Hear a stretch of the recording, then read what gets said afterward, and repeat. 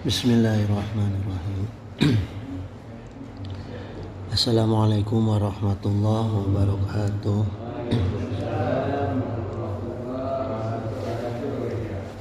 Alhamdulillah allazi la ilaha illallah la mawjuda illallah la ma'buda illallah la matluba illallah la maqsuda illallah. Asyhadu an la ilaha illallah wahdahu la syarikalah Zul Jalali wal Ikram wa asyhadu anna sayyidina Muhammadan abduhu wa rasuluh sahibul wahid wa syafaati wal maqam. Sallallahu ala sayyidina Muhammad wa ala alihi wa ashabihi wa tabi'ina wa tabi'ihim bi isani ila yaumi yusaq fihil yu'minina ila zaril khuludi wassalam. Amma ba'du.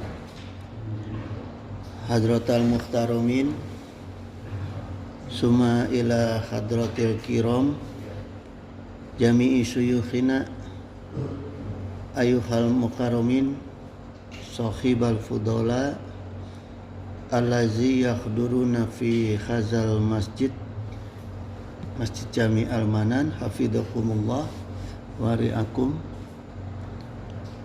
Ayuhal ikhwana kiram, insyaallah subuh hari ini kita masuk bab qauluhul walillahil asmaul husna.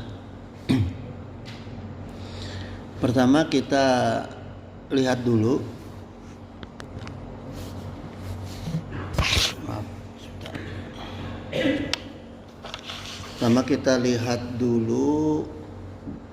dalil dan penjelasan secara bahasanya Asmaul Husna, ya. Wa qala Allah Ta'ala dalam Al-A'raf ayat 180, walillahil asmaul husna fad'uhu biha wa zarul ladzina yulkhiduna fi asma'ihi sayuzawna ma kanu ya'malun. Jadi hanya milik Allah lah Asmaul Husna, maka fad'uhu biha, maka bermohonlah kepada Allah dan tinggalkan wazarul lazina yulkhidu fi asma'ihi, tinggalkan orang-orang yang mengingkari nama-nama Allah. Sayuzawna ma kanu ya'malun, mereka itu akan mendapatkan balasan dari apa yang mereka kerjakan. Jadi orang-orang yang meninggalkan Asmaul Husna, nama-nama Allah itu, Allah akan balas. Artinya dalam hal ini Allah merasa tidak nyaman, ya. Kalau misalnya ada orang yang merasa dirinya itu lebih dalam satu acara, tidak disebut namanya, kan pasti tersinggung, ya. Gitu. Nah ini juga seperti itu. Karena apalagi Allah yang serba maha, gitu. Kita tidak pernah menyebut namanya, maka tentunya Allah juga akan tersinggung, ya. Kemudian berkata Imam Al-Utsaimin, tariqut tauhid huna taqdimul khabar. Jadi beliau mengatakan jalan mentauhidkan Allah dalam Al-A'raf ayat 180 ini, ya, walillahil asmaul husna ini, caranya yaitu li'ana taqdima mahaqut kuhu takdir, gitu, ya, takhir. Jadi pertama diawalkannya khobar. Jadi beliau ini menjelaskan mengenai struktur bahasanya, gitu. Jadi untuk mentauhidkan Asmaul Husna, pertama itu khobarnya didahulukan, ya. Kemudian li'ana taqdima mahukuhu takhir itu karena mengawalkan yang harusnya diakhirkan, yufidul hasr, gitu. Artinya mengandung makna yang dikhususkan, ya. Jadi gini jemaah, ini di kitabnya ini tertulis seperti ini. Jadi saya harus jelaskan dulu sedikit, ya, mengenai struktur bahasa dalam bahasa Arab, karena ditulisnya keterangan-keterangan ilmu itu dalam bahasa Arab, khususnya tauhid ya, akidah syariah akhlak. Jadi saya jelaskan sedikit bahwa dalam susunan kalimat bahasa Arab itu ada dua jenis ya. Pertama, kalimat yang diawali dengan kata benda, dengan isim. Itu disebut jumlah ismiyah. Jumlah itu maknanya bukan bilangan, tapi jumlah itu artinya kalimat ya. Kalimat ismiyah cirinya itu yang diawali dengan kata benda atau bentuk isim ya. Nah, yang kedua adalah susunan jumlah fi'liyah gitu, atau kalimat fi'liyah yang terdiri dari fi'il dan fa'il gitu. Jadi kalau dalam bahasa Arab tuh ada dua susunan dalam menyusun kalimat ya. Kalau dalam bahasa Indonesia dan bahasa pada umumnya itu hanya satu. Hanya bahasa Arab yang menggunakan dua jenis susunan gitu ya. Jadi fi'il itu kata kerja, fa'il itu subjek atau pelaku ya. Contoh misalnya jumlah kalimat yang tidak umum ya. Kalimat yang tidak umum itu misalnya zahaba atulabu ilal jami'ah gitu. Jadi zahabanya di depan. Zahaba itu maksudnya telah pergi, ya ini bentuk fi'il, bentuk kata kerja. Jadi telah pergi para mahasiswa ila jami'at, itu ke kampus ya. Gitu. Jadi dikedepankan itu kata kerjanya, dikedepankan, subjeknya dibelakangkan ya. Nah, kalau kita bahasa Indonesia atau bahasa umumnya itu menggunakan kalimat isim ya, atulabu zahaba. Nah, atulabunya dikedepankan. Jadi atulabu zahaba, para mahasiswa itu zahaba, telah pergi. Kalau tadi telah pergi para mahasiswa, kalau sekarang para mahasiswa telah pergi ila jami'at, ke kampus gitu ya. Nah, ini hanya bahasa Arab tuh yang punya susunan struktur sampai dua gitu. Karena apa? Karena di dalam bahasa Arab itu ada kalimat-kalimat yang mengkhususkan, yufidul hasar sifatnya. Kayak misalnya kita mengkhususkan Allahnya itu dikedepankan gitu ya. Nah, sebelumnya saya cerita dulu jemaah sedikit mengenai sejarah Al-Quran yang diturunkan ya, penulisannya ini. Jadi ketika Al-Quran diturunkan ke bumi itu ya, ke Mekah melalui Rasulullah SAW, itu ditulis oleh para sahabat, baik di buku, tidak ada kertas dulu ya, masih di batu, di kayu gitu, di daun ya. Itu ditulisnya itu orang Sunda bilang tuh sakadaek, jadi apa? Seingatnya. Jadi memang huruf-huruf Arab sudah ada, tapi belum ada titik, belum ada jar gitu ya, fathah kasroh domah belum ada. Jadi masih bentuknya antara ba, shin, itu belum, kita nggak bisa bedakan tak gitu ya, karena sama sekali gitu, nggak ada titik-titiknya gitu ya. Maka Rasulullah SAW itu pernah menyampaikan gini, inna umatun umiyatun, jadi umat kami itu adalah umat yang buta huruf ya, lanak tubuh, yang tidak bisa menulis, wala nahsubu, dan tidak bisa berhitung. Jadi ketika itu kondisi umat Islam, Rasulullah gambarkan orang Mekah itu tidak bisa baca, tidak bisa nulis ya, buta huruf, bahkan tidak bisa hitung. Itu kondisi orang Mekah ketika diturunkannya Al-Quran ya. Nah, setelah saya mutola'ah, saya tafakuri, ini rupanya kehendak Allah. Padahal ketika itu kan ada bangsa-bangsa yang sudah maju, seperti Romawi, ya, Persia, yang sudah masyarakatnya sudah pinter baca, pinter nulis, berhitung, ya, dan segala macam. Tapi Allah turunkannya di Mekah, gitu, ya, melalui Nabi Rasulnya yang umi dan masyarakatnya umi, gitu, ya. Karena gini jemaah, pengalaman diturunkannya firman-firman Allah di antara masyarakat dan Nabi yang sudah bisa membaca, punya kemajuan, ya. Itu seringnya contohnya seperti apa? Bani Israel. Yang terjadi itu apa? Debat antara umat dengan nabi dan rasulnya, Pak adu pintar. Ya. Jadi firman Allah turun bukan dilaksanakan tapi didiskusikan akhirnya. Gitu, ya. Itu contohnya Bani Israel. Bani Israel itu kalau kita telaah itu, makanya Bani Israel itu terkenal umat yang selalu ingin menentang dan membantah, ya, para nabinya karena mereka merasa pintar, gitu, ya. Nah, maka Quran diturunkan di masyarakat yang seperti itu, ya. Dan ini ternyata mudah sekali diserap, gitu, ya.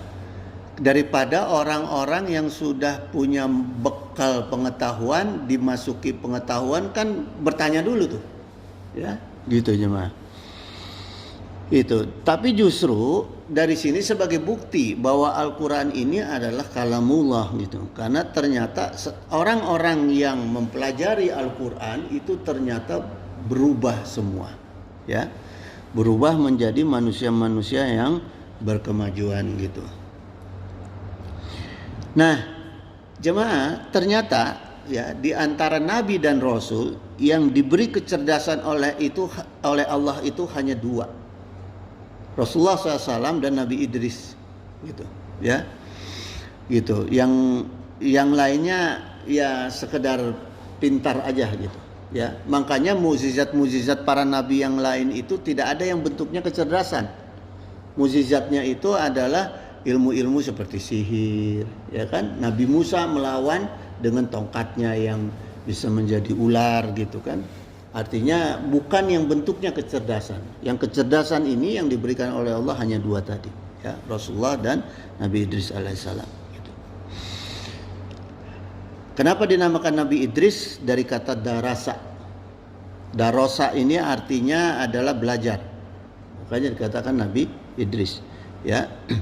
Nabi Idris itu nabi pertama, manusia pertama yang bisa membuat pakaian yang dijahit, dipotong, dipola, itu kan yang Nabi Idris pertama. Sebelumnya kan hanya bahan-bahan begitu aja, kulit binatang dipotong di ini aja, gitu, ya. Itu jadi nggak dipola, gitu. Kemudian kanjeng Nabi Idris lah pertama, manusia pertama yang punya pengetahuan cara merawat kuda, onta, ya, tunggangan, gitu. Ilmu falak, ilmu perbintangan, bahkan yang pertama kali bisa menghitung matematika itu adalah kanjeng Nabi Idris, gitu, ya. Kanjeng Nabi Idris juga yang pertama bisa baca, bisa nulis, itu kanjeng Nabi Idris, gitu, ya. Kemudian kembali ke Al-Quran, jemaah, salah satu orang Arab pertama yang bisa menulis yaitu Bashir bin Abdul Malik, ya. Ini saudaranya Ukaidir Daumah, gitu. Jadi di Mekah dulu masih keadaan umi, ya. Datanglah Bashir bin Abdul Malik ini, ya, orang yang belajar menulis dan membaca dari suku Al-Anbar. Bashir bin Abdul Malik ini datang ke Mekah, menikah dengan anaknya Hab bin Umayyah. Umayyah ini, jadi Hab bin Umayyah ini kakeknya Muawiyah. Kakeknya Muawiyah, kita kenal Muawiyah, ya.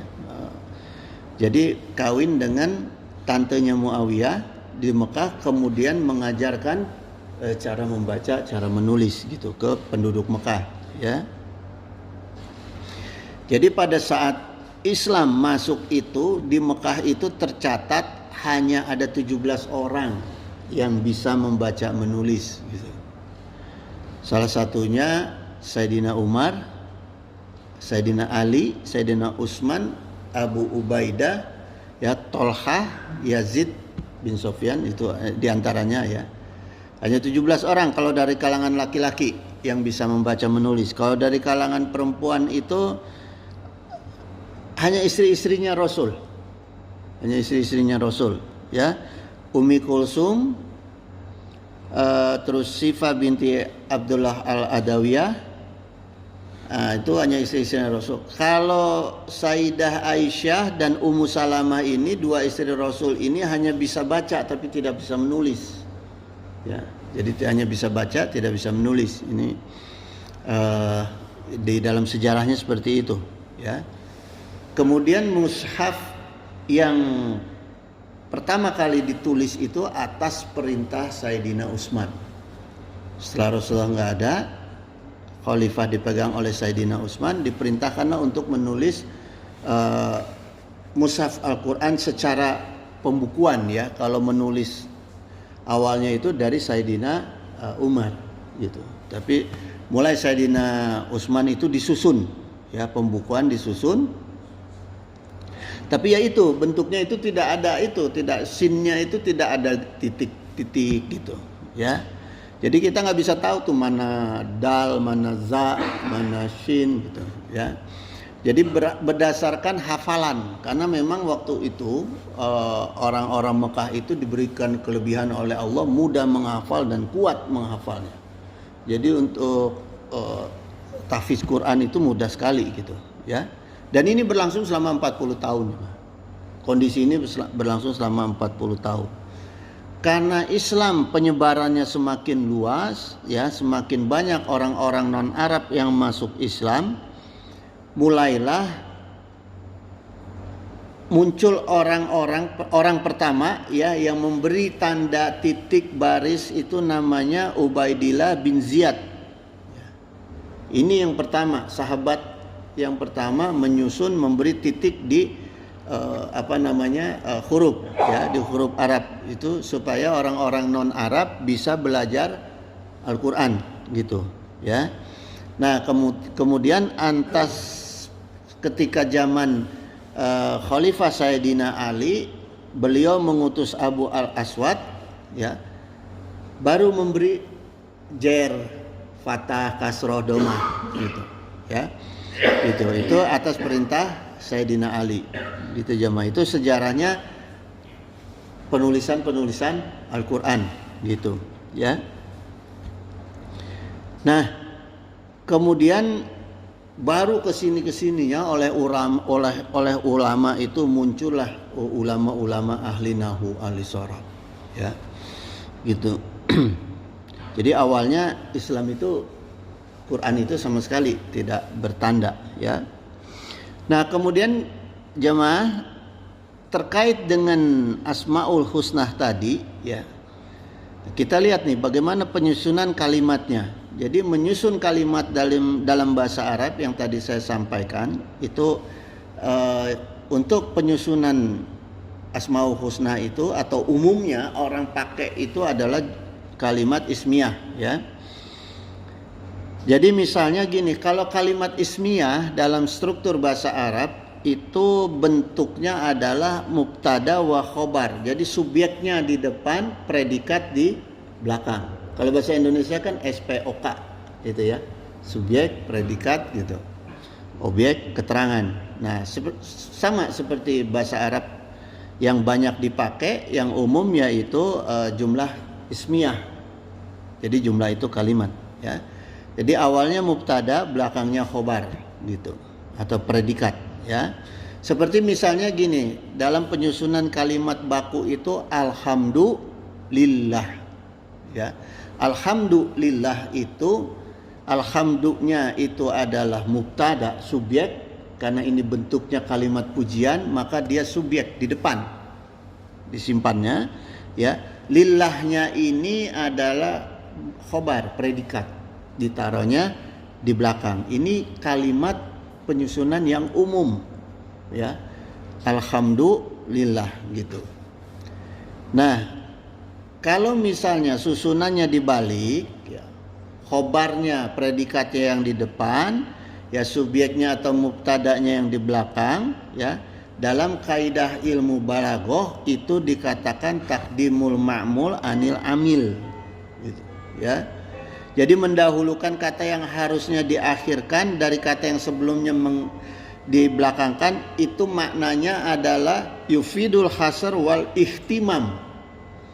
Jadi orang Arab punya struktur yang beda yang seperti tadi saya sampaikan Maknanya kalau itu dibalik, ya, kalau dibalik susunannya, jadi maknanya itu yufidul hasar wal ihtimam, dikhususkan dan ihtimam sangat dipentingkan. Ya, ini penyusunan perlu nih kita mempelajari struktur bahasa. Ya. Makanya jamaah orang Arab itu dengan yang belajar mengaji dengan orang Arab biasa nggak ngerti juga. Awal-awal saya ke Mekah itu bingung juga ngobrol sama orang Arab di pasar karena nggak jelas struktur bahasanya. Ya, gitu. Al-maun, air, moya kata gitu aja kan di sana mah. Nggak jelas gitu ya. Gitu. Jadi yufidul hasar ini maksudnya bermanfaat, ya. Jadi punya tujuan manfaat orang Arab atau ulama menyusun kalimat yang dibalik, ya. Manfaatnya yaitu dikhususkan dan dipentingkan, ya. Seperti kalimat yang tadi, walillahil asmaul husna. Kenapa walillahilnya ini didepankan? Karena sifatnya hasar dan ihtimam gitu, ya. Gitu. Jadi dibalik nih. Kalau ngikuti susunan yang umum, ya, itu asmaul husnahnya itu di depan, tapi ini kita taruh di belakang, ya, gitu. Jadi mubtadanya ini dibelakangkan. Jadi misalnya kalau ngikuti susunan yang baku tuh asmaul husnah lillah, itu yang bahasa umumnya, kayak alhamdulillah. Jadi harusnya asmaul husna lillah gitu, ya. Karena Allahnya dikedepankan, maka asmaul husnanya jadi belakang, ya. Jadi kita itu mengkhususkan Allah dan mementingkan Allah gitu, ya. Gitu. Kayak tadi pembukaan saya sampaikan, kalau kita dalam satu event ada orang yang berkelebihan tidak disebut namanya pasti tersinggung. Termasuk juga orang yang misalnya presiden dalam acara kepresidenan yang disebut bupati dulu, presiden belakangan, tersinggung nggak presiden? Singgung. Maka Allah kita simpan di depan, gitu, ya. Yufidul hasar wal ihtimam, gitu, ya. Jadi kalimat lillahil asmaul husna itu adalah pengkhususan, dan sifat asmaul husna itu adalah sifat Allah. Karena kita mengakui Allah itu punya sifat yang harus didahului dari yang lainnya, gitu, ya, gitu. Kemudian Al-Imam Utsaimin menyampaikan wa fil ayat tauhidul asma'ilillah, gitu. Dalam kalimat asmaul walillahil asmaul husna ini terkandung dalil tauhid, ya, dalil tauhid dalam asmaul husna bagi Allah Subhanahu wa taala, gitu. Jadi gini jemaah, kita kupas sekarang nama Allah, ya. Makna al-asma itu jamak dari al-ismu, artinya nama. Ya, jadi kalau ismu itu nama, sifatnya mufrad, satu orang, dua orang. Tapi karena asma ini jamak, banyak sifatnya. Nama Allah itu banyak, gitu, ya. Karena gini jemaah, saya coba mutolaah, ya. Semakin hebat sifat-sifat orang makhluk, semakin banyak sebutan, ya, semakin banyak sebutan, gitu. Makhluk atau manusia yang semakin hebat, dia akan semakin banyak sebutannya, yang di Pertuan Agung, Raja, Presiden, seumur hidup dan segala macam. Gitu. Jadi kalau orang sekarang walaupun jabatannya tinggi, kalau disebutnya cuma nama-nama doang, berarti itu orang ya segitu aja. Ya, gitu. Artinya orang tidak menghargai terhadap orang tersebut, gitu, ya. Seperti surga. Surga itu kan sebutannya banyak. Sebagai makhluk surga itu sebutannya banyak karena kebaikannya banyak surga. Maka sebutannya banyak. Janatun Naim, ya, Janatul Ma'wa, Janatul Firdaus, dan berbagai macam nama surga gitu, ya. Gitu. Maka Allah juga banyak namanya, ya. Ada Ar-Rahman, ada Ar-Rahim, ya, dan berbagai nama dalam Asmaul Husna. Karena itu Rasulullah SAW itu menyampaikan, ya, beliau bersabda, Innalillahi tis'atan wa tis'ina isman. Jadi Allah itu sabdanya Rasulullah SAW itu sungguh, ya, Allah itu memiliki tis'atan wa tis'ina. Jadi 99 isman, 99 nama. Ya, jadi Asmaul Husna itu ada 99 nama. Ya. Malah ditegaskan lagi oleh Rasulullah, karena Rasulullah mengatakan dulu orang Arab itu tidak bisa menghitung. Selain Rasulullah menyampaikan tis'atan wa tis'ina isman, 99 nama, Rasulullah juga mengatakan mi'atan ila wahidan, 100 kurang 1. Karena menjelaskan kepada masyarakat yang tidak bisa menghitung. Jadi tidak hanya dikatakan 99, tapi ditambah lagi 100 kurang 1. Ya, saking jelasnya Rasulullah menjelaskan mengenai Asmaul Husna. Nah, kemudian beliau menyampaikan man aksoha dakhalal jannah. Ini yang penting untuk kita, ya, yang untuk kita. Barang siapa yang menghitung, aksoha, menghitung. Ada terjemahan yang mengatakan hitung, ya. Ahso itu menghitung. Barang siapa yang menghitung, maka dakhalal jannah, dia masuk surga. Nah, ini kan agak aneh nih kalau kita ngambil dari terjemahan ngitung. Ngapain ngitung nama Allah? Kok tiba-tiba masuk surga gitu, ya? Gitu. Kemudian Allah menjelaskan dalam Al-A'raf ayat 180, walillahil asmaul husna fad'uhu biha. Nah, Allah tegaskan lagi, milik Allah lah asmaul husna, nama-nama yang mulia itu, ya, fad'uhu biha, maka bermohonlah kepada aku, kata Rasul, dengan menggunakan asmaul husna. Jadi ketika kita berdoa dan bermohon, Allah perintahkan ini untuk menggunakan nama Allah, gitu, ya. Jadi dalam penyusunan kalimat doa masukin tuh nama Allah, ya. Misalnya ya Rahman, kasihilah aku ya Allah, ya Ghafur, ampunilah aku ya Allah, ya Tawwab, ya, terimalah taubatku, dan sebagainya. Itu cara kita memasukkan kalimat-kalimat atau Asmaul Husna, nama-nama Allah, ya. Kemudian dalam kaitan dengan ihsa itu juga kita harus mengerti maknanya dari masing-masing kalimat, dari masing-masing nama Asmaul Husna, gitu, ya. Yang ketiga, kita mau menjadikan Asmaul Husna itu sebagai wasilah atau perantara doa kita, permintaan kita, permohonan kita kepada Allah, ya. Wa qala Rasulullah SAW, man akhsoha dakhalal jannah, Asmaul Husna itu jadi begini jemaah, ini bukan dihafalkan artinya, ya, bukan dihafalkan gitu. Karena saya tuh agak riskan. Sekarang itu banyak anak-anak menghafalkan Asmaul Husna supaya gampang dicampur dengan musik, ya. Pakai musik tuh, iringan band gitu, iringan organ, agak-agak khawatir tuh. Asmaul Husna kan perkara ibadah, nama Allah. Kalau kita ibadah pakai musik itu di mana tempatnya? Yang ibadah pakai musik itu di mana tempatnya?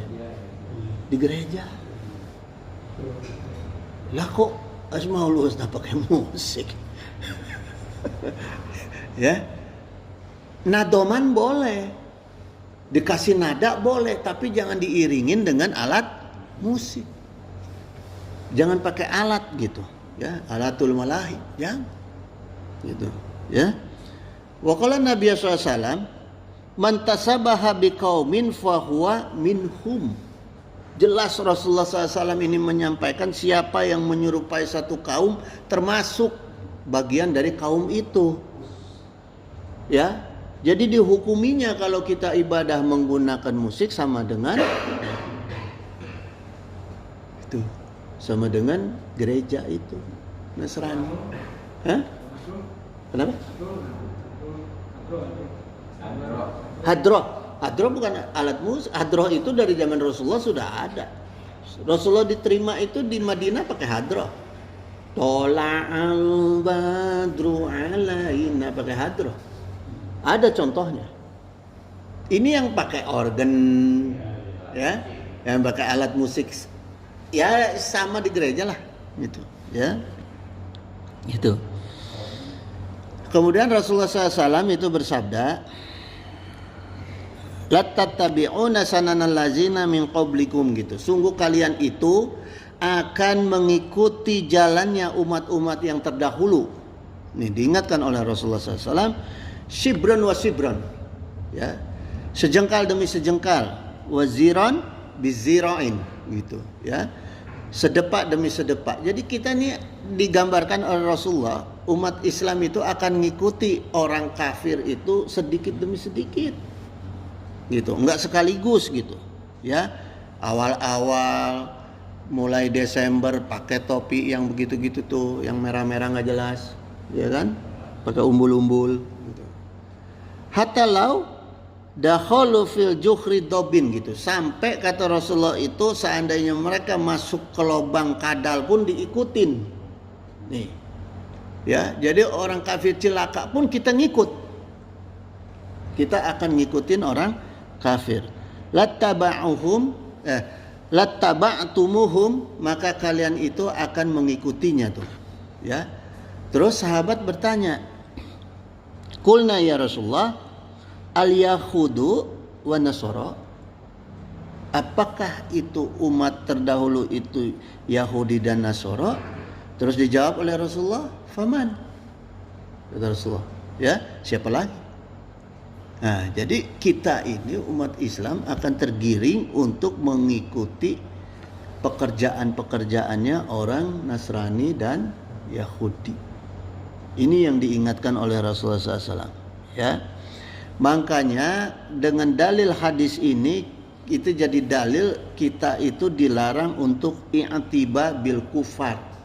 Awalnya itu mengikuti dulu, menyertai. I'tiba itu kan mengikuti kafir, ya. Ini bahaya karena bisa jadi jalan untuk tasabuh bil kufar.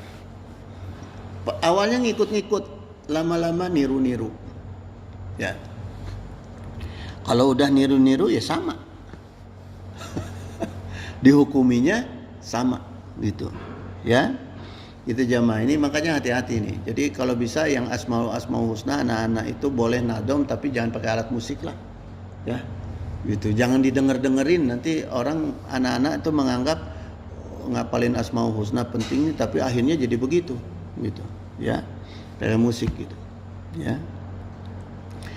Kemudian jamaah sekalian, mengenai jumlah dari Asmaul Husna itu yang 99 itu, ya, tis'atan wa tis'ina isman, ya. Dalam hadis lain Nabi SAW qala as'aluka bikulli ismin huwalaka, aku bermohon dengan seluruh nama yang engkau miliki, ya Allah. Jadi Rasulullah langsung menyampaikan kepada Allah, ya, berstatement kepada Allah, as'aluka bikulli ismin huwalaka, aku memohon dengan seluruh nama yang engkau miliki, ya Allah, samaita bihi nafsaka, yang engkau sebut dirimu dengannya. Jadi memang Allah sendiri menyebut nama dirinya, ya, dalam Asmaul Husna. Au alam tahu ahadan min khalqika, gitu, atau yang engkau ajarkan kepada salah satu makhlukmu yaitu Rasul, ya. Au anzaltahu fi kitabika, nah kemudian atau yang engkau turunkan dalam kitabmu, dalam Al-Quran.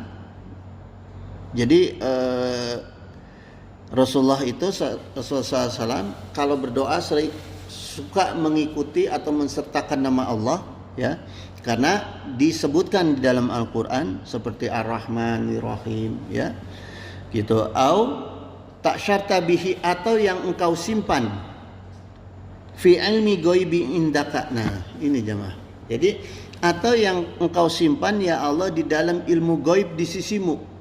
Jadi Allah itu menyimpan Asmaul Husna yang tidak disebut di dalam Al-Qur'an itu menjadi keterangan ilmu gaib.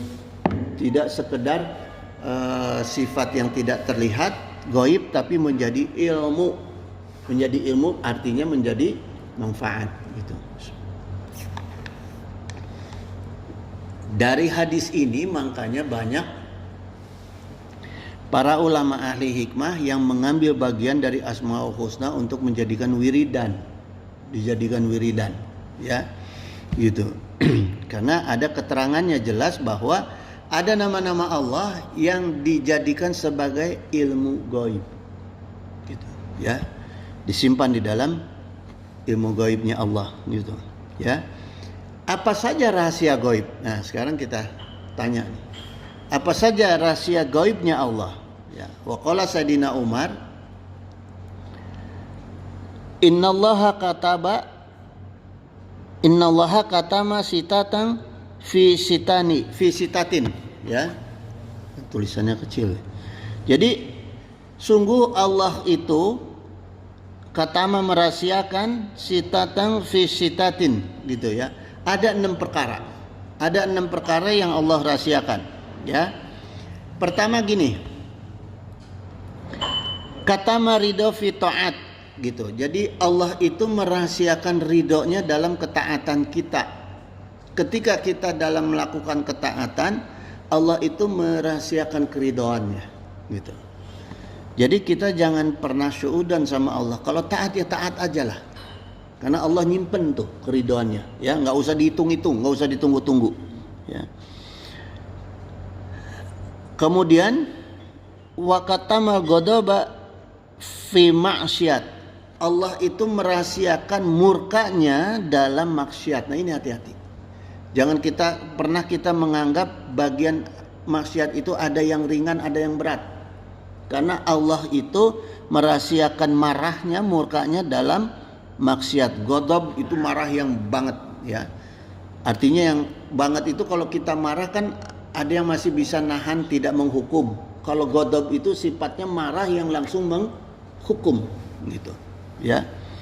Gitu. Jadi Allah itu merahasiakan ghadabnya dalam maksiat, gitu. Makanya kita jangan beda-bedain maksiat, ya. Kemudian waqatama Lailatul Qadri fi syahri Ramadan. Allah merahasiakan Lailatul Qadar dalam bulan Ramadan, ya. Kemudian waqatama auliya'ahu fi ma bainan nas.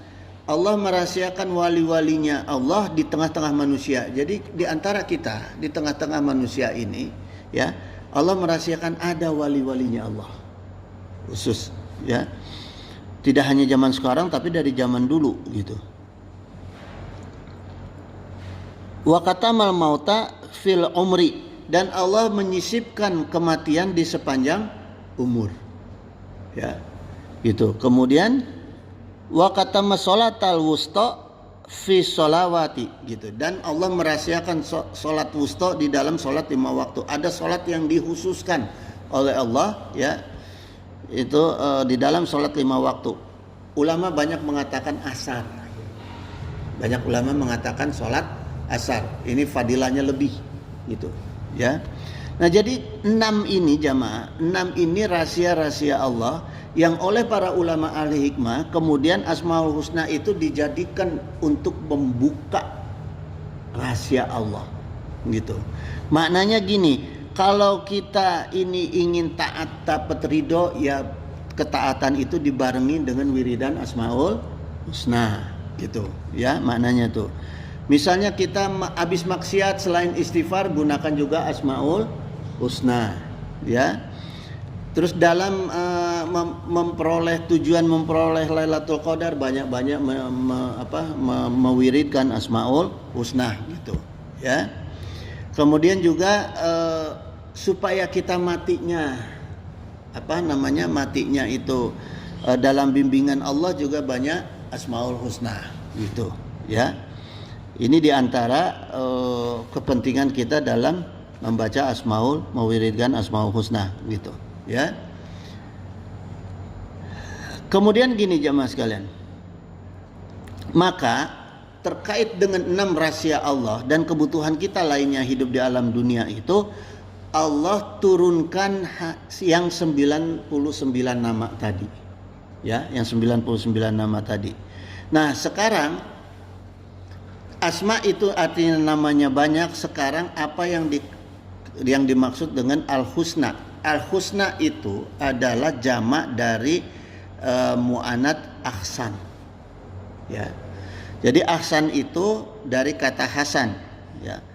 Artinya baik dan bagus gitu. Hasan atau ahsan, ya. Hasan itu bentuk muzakkar, bentuk laki-laki, ya. Jadi muzakkar itu adalah kata-kata yang menggambarkan golongannya itu bentuknya adalah kelamin laki-laki gitu, ya. Kata hasan bentuk muzakkar dan hasanah bentuk muannats. Ya, jadi kalau perempuannya muannats, ya. Artinya satu kebaikan. Nah, kalau husna sama seperti ahsan, jadi superlatif terbaik gitu. Kenapa Allah gunakan Asmaul Husna tidak hasan, tidak ahsan? Karena husna itu adalah, ya, pertama gini jamaah, kenapa Allah gunakan, apakah Allah ini jenis kelaminnya perempuan? Ya, saya waktu ngaji ini ada yang bertanya, apakah Allah itu jenis kelaminnya perempuan? Kok Allah gunakan husna bukan asmaul ahsan gitu, ya. Nah, ini perlu dijelaskan jamaah gitu. Ya. Karena kalau ada santri-santri yang detil itu disusul gitu, gitu, ya. Kenapa husna? Kenapa enggak ahsan gitu, ya. Nah, husna itu adalah bagian dari isim tafdil mutlak gitu. Jadi yang tidak ada bandingannya. Gitu. Kayak seperti Allahu Akbar. Allahu Akbar itu Allah yang tidak ada bandingannya gitu, ya. Gitu. Jadi digunakan husna dari kata hasanah. Terus yang kedua, dalam prinsip bahasa Arab itu ada kullu jam'in mu'annats. Jadi kalau setiap kita menggunakan kalimat yang dijamakkan, kata yang dijamakkan itu bentuknya harus perempuan, mu'annats, gitu, ya, gitu. Jadi memang sudah dalam struktur bahasa Arabnya seperti itu, gitu. Kullu jam'in mu'annats. Gitu. Tapi kalau nama Allah cuma satu, bisa menggunakan yang hasan misalnya, ya, gitu. Kalau manusia bisa jamaul hasan gitu, ya. Gitu. Terus kemudian digunakan Asmaul Husna ini, ya, karena dia hanya untuk Allah gitu. Tapi kalau untuk makhluk itu tidak boleh menggunakan nama Asmaul Husna, ya. Kita memberi nama anak Al-Ghafur nggak boleh, ya. Tapi kalau untuk makhluk, bagaimana caranya memberi Asmaul Husna untuk makhluk? Ditambah Abdul di depannya. Jadi nggak boleh langsung bentuknya Asmaul Husna gitu, harus ditambah Abdul gitu, ya. Abdul Ghafur gitu. Jadi nggak boleh Al-Ghafur, ya. Nah, sekarang kita jelaskan jemaah mengenai hadis Rasulullah SAW, man ahsaha dakhalal jannah, siapa yang mengihsakkan maka masuk surga, ya. Sekarang gini, dari Amr bin Suaib, ya, dari kakeknya ini menceritakan, kakeknya Amr bin Suaib, bahwa Rasulullah SAW bersabda, laisa minna man tashabbaha bi ghairina gitu. Jadi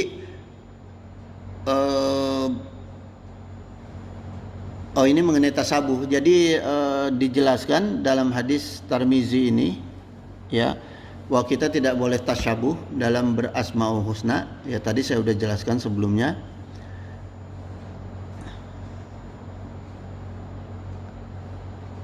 Nah, kenapa jamaah ini terpisah nih. Ya, maaf nih saya nyusunnya mungkin agak terpisah. Jadi pendalaman mengenai tasyabuh, ya, kenapa sangat dilarang dalam bertasyabuh, ya juga termasuk dalam berasmaul husna. Ibnu Taimiyah rahimahullah, beliau berkata gini, anal musabahata, ya, anal musabahata fil umuri dokhirah gitu. Sungguh yang menyerupai dalam perkara lahiriah, jadi dalam perkara dokhir, ya, turisu tanasuba wa tasyabuha gitu, atau mewariskan, menyesuaikan dan menjadi serupa, ya, fil akhlakihi wal amalihi gitu, wal amali gitu, ya, dalam akhlak dan amal. Walihaza nukhina an musabahatil kufaro gitu. Karena itu kita dilarang bertasabuh kepada orang-orang kafir. Nah, jadi gini jemaah, ada dampak dalam perkara tasabuh. Dampak perkara tasabuh itu, ya, dari perkara lahiriah nih. Kita bertasabuh dari perkara dohir aja ada dampak, ini dijelaskan, ya. Misalnya perkara dohir itu apa? Dari perkara pakaian, kita ikut-ikutan orang kafir, ya. Khusus, perkara khusus nih. Perkara khusus ibadah. Misalnya yang pakai topi-topi itu, terus yang ibadahnya kafir seperti apa, ya. Yang tasbihnya gede-gede gitu, ya. Nah, itu juga dalam perkara ibadah kafir tuh kita nggak boleh ikuti itu. Nggak boleh ikuti karena itu tasabuh. Nah, tasabuh itu akan berdampak terhadap penyerupaan, penyesuaian. Jadi kita itu akan menyesuaikan atau akan menyerupakan akhlaknya dan amalnya. Bermula dari kita bertasabuh terhadap pakaiannya, ya, dohirnya, penampilannya, lama-lama kita akhlaknya akan ikut, amalnya akan ikut. Itu bahayanya tasabuh, ya. Jadi lama-lama syahadat kita hilang. Nauzubillah, summa nauzubillah, ya. Jadi harus hati-hati nih. Terutama TV tuh, siaran-siaran TV tuh, hati-hati tuh. Ya, anak-anak tuh yang harus kita jaga tuh. Anak cucu. Bermula dari artis-artis, lama-lama tasabuh, ya. Itu. Nah, kembali lagi ke masalah akhso.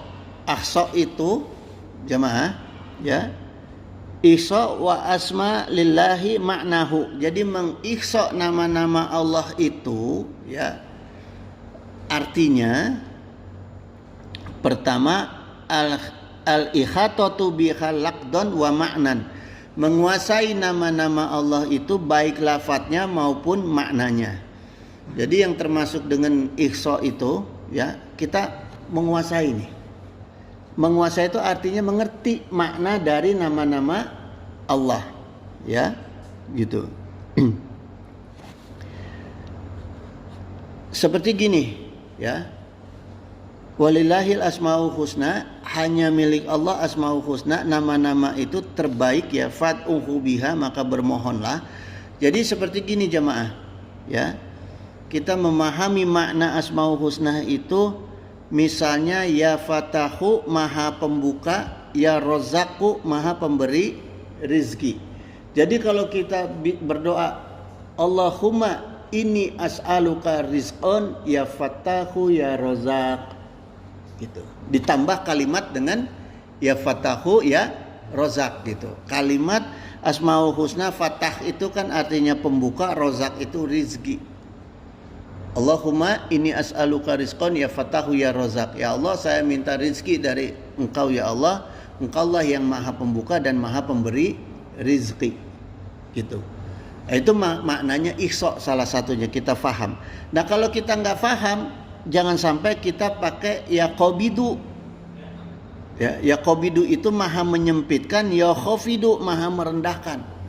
Jadi kita minta rizki yang sempit dan minta rizki yang sedikit. Jangan gitu. Makanya di sini ihsa itu maknanya adalah kita perlu memahami dari masing-masing kalimat, masing-masing nama Allah, ya. Kemudian adalah kita berwasilah.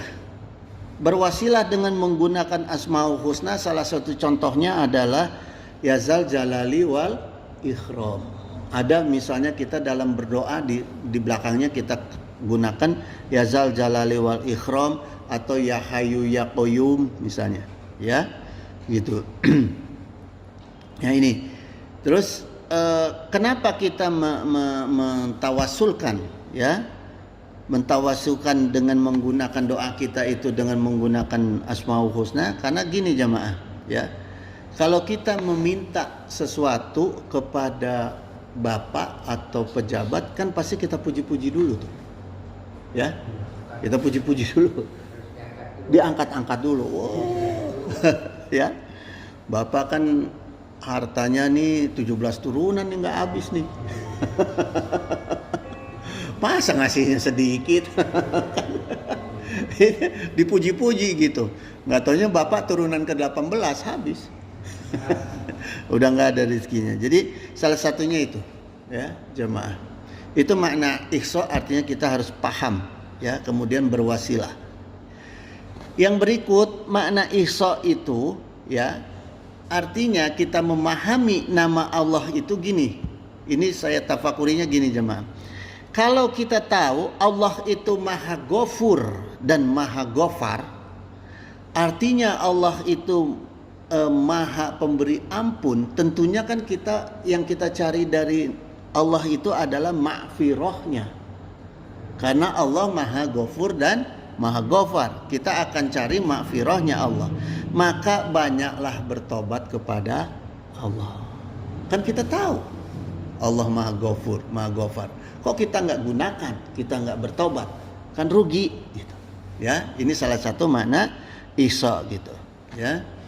Ila man taba wa amana wa amila amalan solihan, kecuali orang-orang yang bertobat dan beriman dan beramal soleh kepada Allah, itulah faulaika yubaddilullahu syai'atihim hasanatin gitu.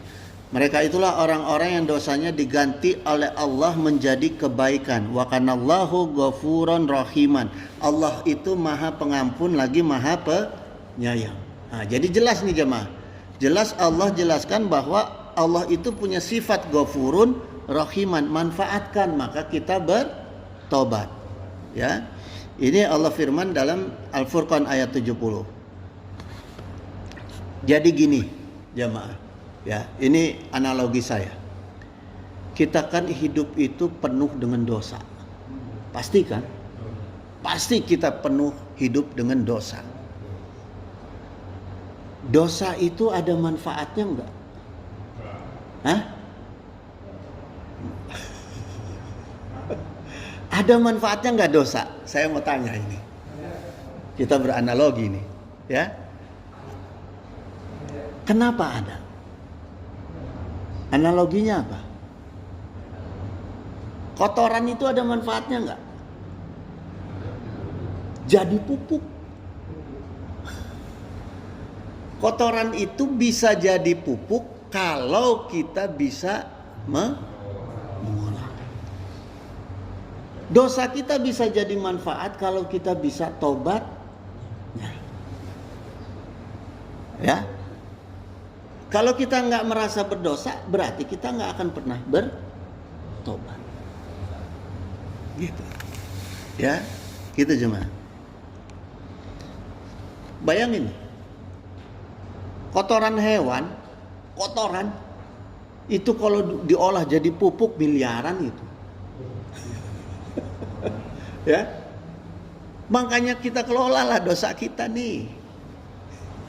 Jangan nggak merasa berdosa, kelola dosa dengan tobat supaya jadi pahala yang besar, nilainya tinggi gitu, ya, gitu jemaah. Itu maknanya kita memahami makna Ghafur, Ghafarnya Asmaul Husna, ya. Kemudian Allah berfirman, ya. Kalau kita tahu di dalam Asmaul Husna itu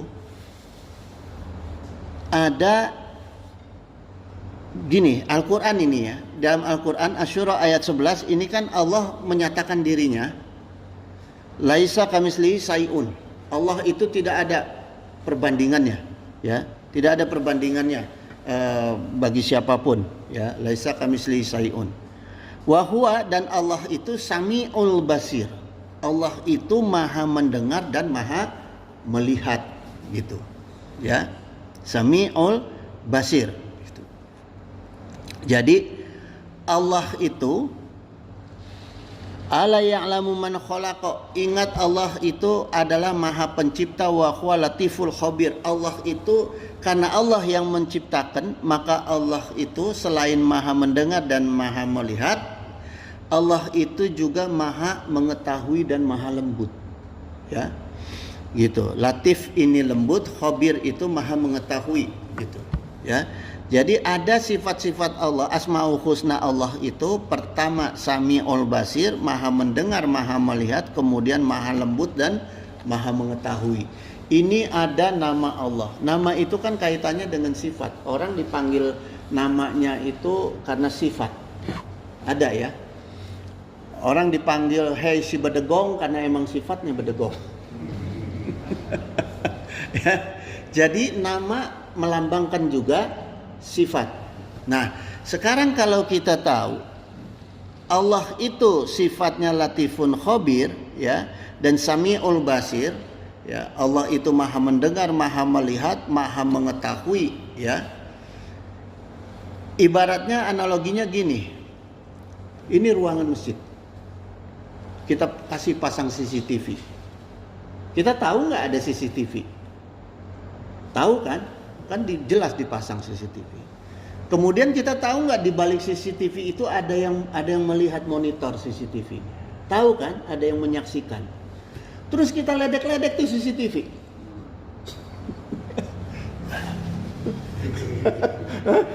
Kita ledek-ledek tuh di depan CCTV. Artinya kan kita tahu bahwa yang melihat CCTV itu pasti akan marah sama kita. Nah, kita tahu Allah itu Maha melihat kita, Maha mengetahui kita. Kok kita ledekin Allah? Ya, ini maknanya ihsa. Dakhalal jannah. Maka kalau kita itu menjaga diri kita, kita enggak meledek Allah yang Maha mengetahui, maka insya Allah pasti kita dijamin masuk surga. Maka jangan pernah kita maksiat terang-terangan. Kalau dilihat di dalam CCTV kita nggak tahu nih ada CCTV, kita nyuri misalnya, kita apa, CCTV nggak ngelihat, masih bisa berdalil, nggak tahu saya ada CCTV. Orang yang lihat CCTV, oh dia nggak tahu tuh ada kita tuh, bisa begitu.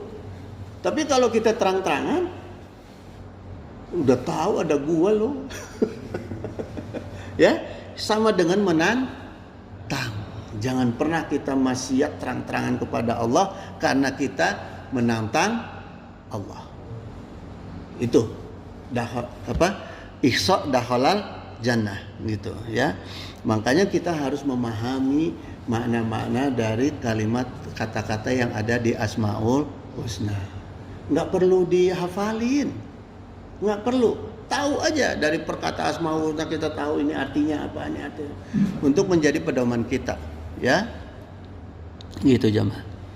Makanya disunahkan, utamanya Rasulullah sampaikan, seutama-utamanya sholat selain sholat fardu adalah sholat tahajud. Karena di dalam sholat tahajud itu ada doa faghfirli ma qadamtu wa ma akhartu wa ma asrartu wa ma a'lantu wa ma anta a'lamu bihi minni, gitu. Ya. Gitu ya. Maka ampunilah dosa-dosa aku, ya. Kan kita selalu minta tuh diampuni dosa yang sekarang, yang nanti, yang sudah, yang belum, dan terakhir yang kita nggak tahu, ya.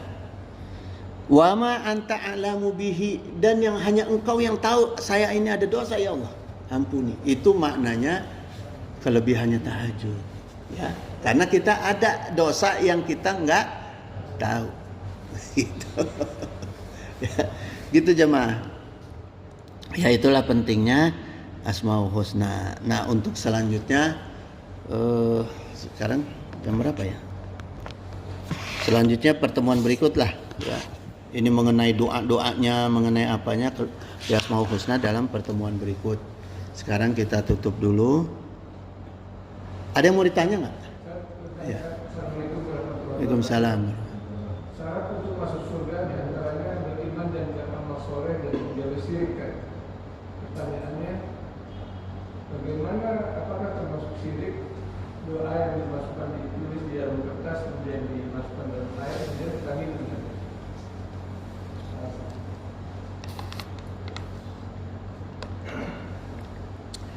Saya bingung dalilnya ini. Nggak usah pakai dalil ya jawabnya ya. Kalau kita yakini itu obat, ya, darurat tubihul makhdurat. Kalau yakini itu obat, ya. Tapi kita harus tahu apa yang ditulis. Harus tahu apa yang ditulis. Maknanya yang ditulis apa. Jangan kita nggak ngerti ditulisnya itu. Karena banyak koran juga berbahasa Arab. Ya kan? Buku-buku berbahasa Arab yang isinya berita kita nggak tahu. Kalau tahu nggak apa-apa. Kalau tahu, ya artinya menjadi doa. Kalau tahu, kan obat juga kalau kita nggak tahu jadi racun tuh. Salah minum obat kan bahaya ya, gitu. Ya kalau tahu nggak apa-apa. Kalau nggak tahu jangan. Saya nggak bicara zatnya. Kertas itu kan ada zat kimia, ada zat apa, saya nggak bicara itu. Tapi makna dalam kalimat yang ditulisnya gitu. Ya, karena Al-Qur'an itu kalimat-kalimat Al-Qur'an emang ada jaminan khusus dari Allah. Gitu. Kalau misalnya kita tahu gitu. Kalau nggak tahu jangan. Gitu, ya. Ada lagi? Ya.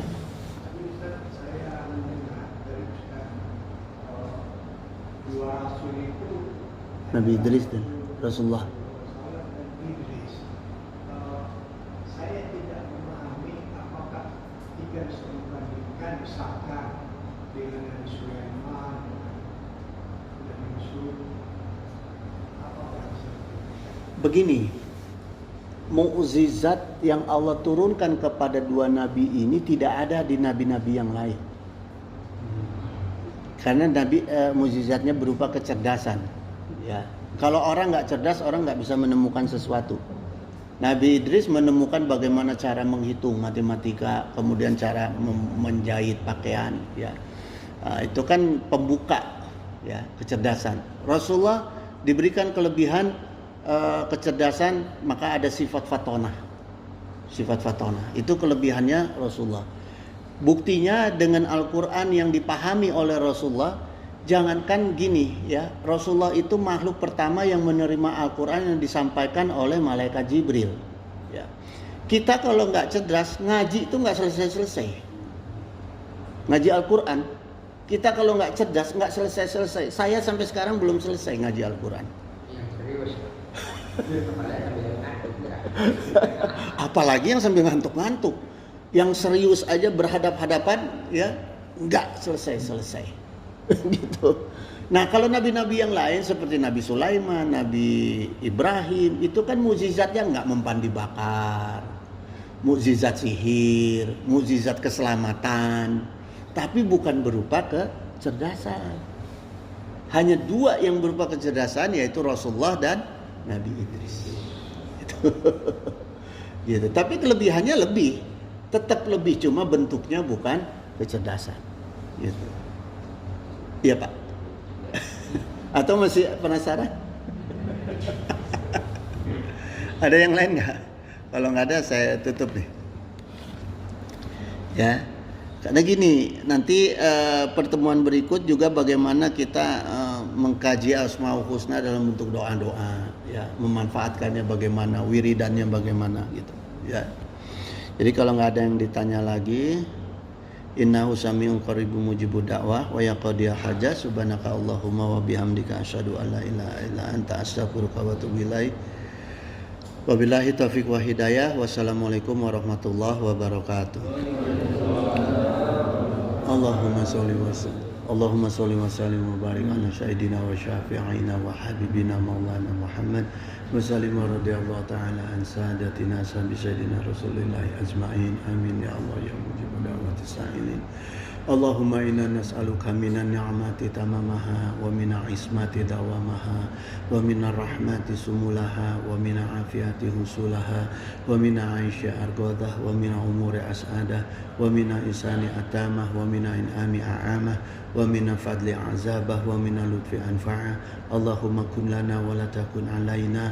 Allahumma ahtim bi sa'adati ajalana wa haqiq bi ziyadati amalana wa akhrun bil afiyati kuduwana wa asolana waz'a ila rahmatika masyirana wa ma'alana wa subasi jali afika ala zunubina wa muna alaina bi islahi uyubina wa ja'ali taqwa zawdana wa fi dinika ijtihadana wa alaika tawakkulana wa atimadana wa thabitna ala nahjil istiqamah wa izna fid dunya min mujibati nadamatil yawma qiyamah wa khafif anna siqla auzar warzuqna aisyata abrar wa akfina wasif nasaror asrar wa'tik riqabana wa riqaba abaina wa ummahatina wa ikhwanina wa walidina wa ashiratina wa zaujatina birahmatika ya azizu ya ghafaru ya syataru ya halimu ya jabaru ya Allah ya Allah ya Allah ya Rahman ya Rahim ya Arhamar Rahimin innaka ala kulli syai'in qadir bi ijabati jadir subhana rabbika rabbil izzati amma yasifun wa salamun ala mursalin walhamdulillahi rabbil alamin. Al-Fatihah.